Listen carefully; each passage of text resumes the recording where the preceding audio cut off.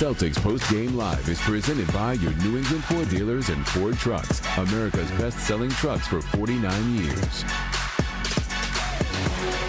All right, 30 points for VJ Edgecombe. You had 29 for Tyrese Maxey. They combined for 59 as the Philadelphia 76ers with an upset win here at TD Garden in Game 2 to even the series of one apiece, 111-97. Your final score, Philly winning this game by 14. Giles, Eddie, Scal with you. Scal, this just looked like a completely different game than what we saw on Sunday. Yeah, I mean, our point of attack defense, so when we say this term, we're going to say it a lot on this show, it's when the ball handler, the guy handling the ball and how well you guard him, how well you stay connected in pick and rolls, and that was the biggest weakness. That triggered offensive rebounds. They did a better job in the second half. Only 2 second chance points. In the first half, they had 17. The three-point shooting for the 76ers. Get broken down on the point of attack defense, you give up wide open threes. Philly did a great job of moving the basketball, and I felt like we were on our heels. After our first little burst, we were good. And I don't know why we were on our heels or why we settled for threes, but it looked like for the first time all season, it looked like last year, where we're settling for threes and not like playing those margin games. Well, I thought that we were getting into our offense too late, so then we had to settle for those threes. We weren't pushing the ball in. When we talk about playing with pace. A lot of people think when they say play with pace, you just sprint the ball and taking a quick shot, 7 seconds or less, like the Phoenix Suns used to play. I played on that team. That's not what we're talking about with pace. We're talking about get the ball up the court. That way you have multiple opportunities to have different actions. You put them in different actions, and then you're able to put them on their heels and make them get in rotation. And I think what they did, what Philly did tonight was understood that we were in drop coverage pretty much all game. Later in that fourth quarter, we started moving up a little bit, right? But knowing that we're in drop coverage, just get a piece of that guard. And then now Maxey is able to get where he wants to go. Now Edgecombe is able to get where he wants to go. And now what does that do? Get in the teeth of your defense. And once they're in the teeth of your defense, your natural reaction is to sink in and protect the basket. And then they're spraying the ball out.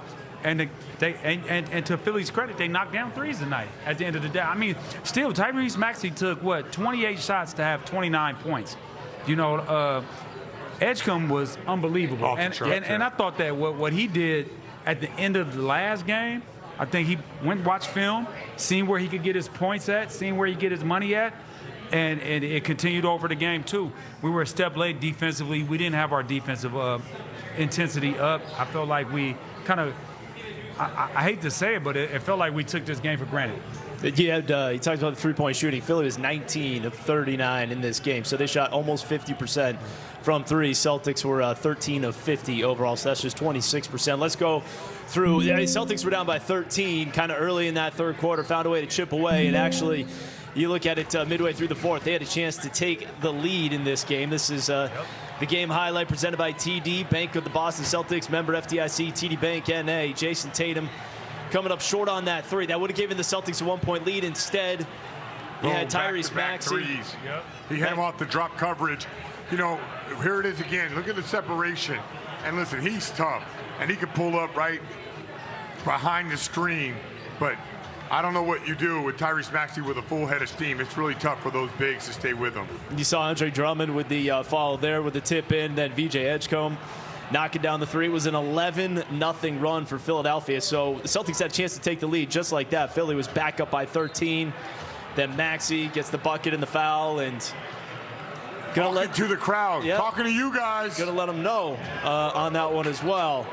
As there's Tyrese Maxey again. He had 29 points, got it going certainly down the stretch there in Philadelphia with a 111-97 win. On your bench. Like for him to do that, he's right in front of your bench. All right. Well, that's how that one ended right there. And again, this was a game where Philadelphia had an early lead. Celtics go on that 16-0 run, and then Philly just climbed back in. They had their own 10-0 run in the first quarter, and then it kind of felt like the Celtics had trouble getting stops throughout the night. Yeah, I mean, me and Eddie disagreed with this one earlier. I think that Philly made a conscious effort to run us off the three. It didn't feel like we had that many open shots. They fully contested. If you drive it, we'll just send guys over. If you spray it, we're going to run guys off. So I didn't think we did a good enough job of getting in the paint. But, but we took 53s tonight. We started out the game, I think you said 4 of 9. And then from that point on, we were 9 of 41. That's not going to get it done. Like, we're not talking about beating Philly, aspirations to win a championship. This movie looks the same.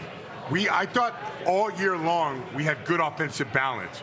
Transition, ran the ball, sprayed it, balanced across the board. All of a sudden the playoffs come, and now we're jacking up a bunch of threes. I'm not sure that that's the best game plan for this team to be successful. We got to play defense, bottom line. You got their two main guys, 29 points. One has 30. Paul George has 19. Kelly Oubre has 12. And then Drummond has 10. I mean, we have to play defense. Everything was a step slow. We're in that drop coverage. They were taking advantage of it. They were knocking down shots. They was getting offensive rebounds. And, you know, I don't like to point fingers at the referees or anything like that, but I feel like they didn't give us a fair whistle tonight, to be honest with you. I felt like there were some calls that could have been called our way that didn't get called our way. I felt like Philly was getting the bulk of the calls. They were more aggressive. And that's exactly what happens. When you're when you're the aggressor, the more aggressive team, it tends to lean that way. The referees are going to ref the team that's more aggressive and allow you to get away with more. I just thought we were a half count late on every single thing, not only defensively, but even offensively. I thought our execution offensively sucked, and I thought defensively we just weren't where we needed to be at the times we needed to be there. So you're talking about the pace in the half-court offense, Eddie, yeah. and them kind of getting late in clock. Maybe one of the reasons that they're missing as many threes as they did.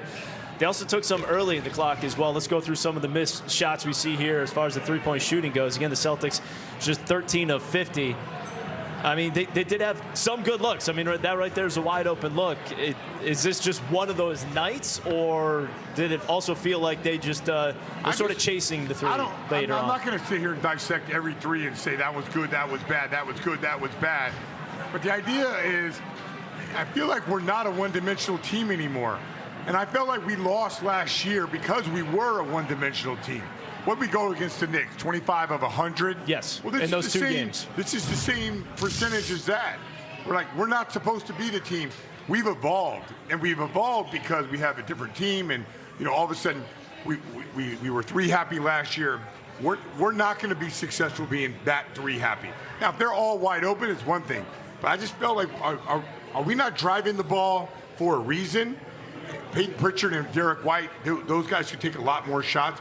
Are we not getting those guys shots for a reason? Are we not moving the ball for a reason? When we do, it seems like we do a pretty good job. But if we settle for threes, you don't want to go through and just blow 2 games because you settle for 53s when you don't have it that day. The goal is to win the game that night. I'm looking at those highlights, and those were good looks right there. We didn't knock them down, and we could talk till we blew in the face about how we didn't knock down shots and we took too many threes. The bottom line is we didn't defend. We did not defend. I felt like they were the harder team. They played harder than we did tonight. They were the more desperate team. They came out with a sense of urgency. Every possession mattered to them, and I feel like, and it happens at times, when you go and blow a team out, right, and then you play them again, you feel like, okay, you know what I mean, the cat's out the bag, we're better than them. When you go on a 16-0 run and you think, all right, they're sweet, yeah. We got them. And then at the end of the day, they're not. Yeah. They're in the playoffs for a reason.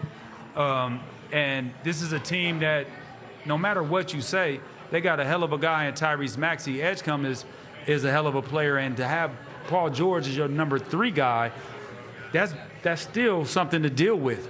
And so to me, it was more so of, I felt like when we cut it to 91 to 89, yep. And then at 3 at the top of, I felt like that was a rush 3. It goes in or wherever that 3 was at. Yeah, Jason. It was at the top of the key, right? Yeah, on the wing, on the left wing. Yeah. It was on the left wing. If that goes in, crowd goes crazy. We feel good. He misses it, the next thing you know, they go on a 6-0 run. They knock down 2 3-pointers. And pretty much that's when the game was over. But I feel like defensively, we just weren't locked in enough. We didn't have the effort that we